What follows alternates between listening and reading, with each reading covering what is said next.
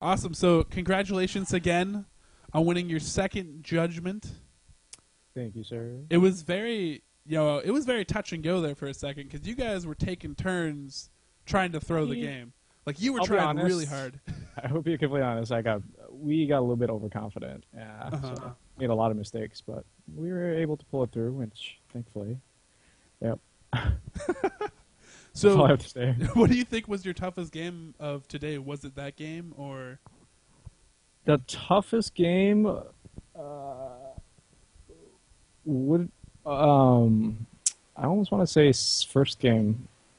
Like against it's Dexter? like it's a pretty big tie between this game, this game and the first game.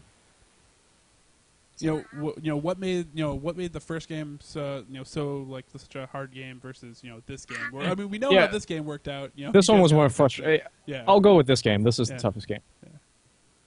So this game was just, it was a lot more frustrating because you felt like you had this big lead, but you kept losing it. Yeah, pretty much. Yeah, I mean, definitely like the Baron. I think one of the biggest moments was the Baron too, where you guys got Baron, and then there was a full wipe on there. And at first we were like, Sanctified's flashing over the wall like late, like what is that? But then the rest of the team came in, and you guys pretty much all got cut out. But it was funny too because every team fight you guys would get wiped, but then like one person would survive on your team to run back to base. Yeah, no, those team fights could have gone a lot better. Tarek, Kenneth, and Warwick would always just go for me.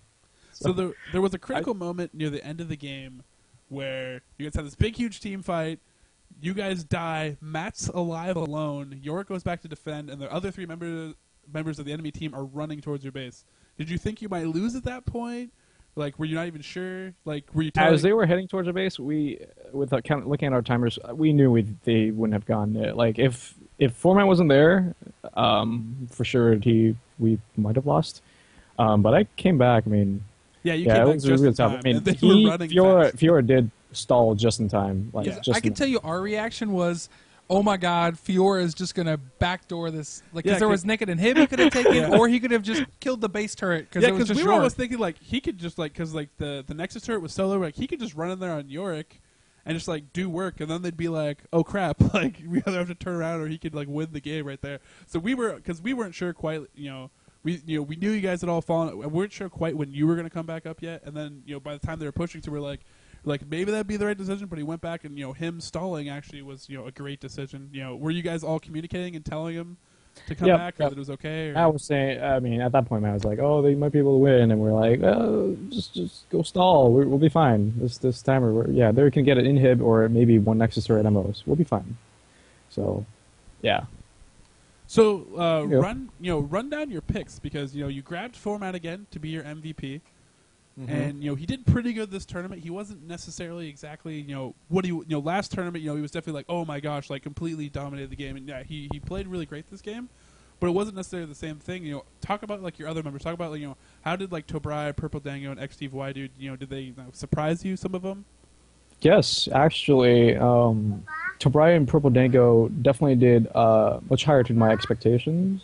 Especially Tobrai, I played a game or two, practice game before the Judgment started, and I was very impressed with his jungling.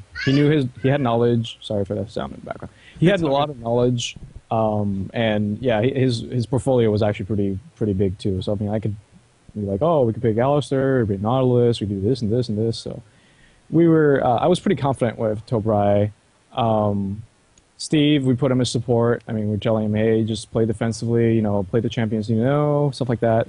And then we have Purple Dango, which I played with last night, too. I kind of got in touch with him, and I was like, hey, how comfortable are you at AD? And it looks like it was one of his first roles, so... Yeah, that's Yeah. actually really cool. And of course, Format. I was like, I need MVP here. Need some MVP action here. Yeah, and how awesome was that too? That Purple Dango coming through and the final team fight comes down and Purple Dango gets a penta kill. I mean, there's a lot of teamwork that went into that team fight. It was a lot better than the other team fights, but still, it's like cool like to end it on a penta kill. Yeah, Like, I mean, I also I'm sure knew for like him that was a great moment.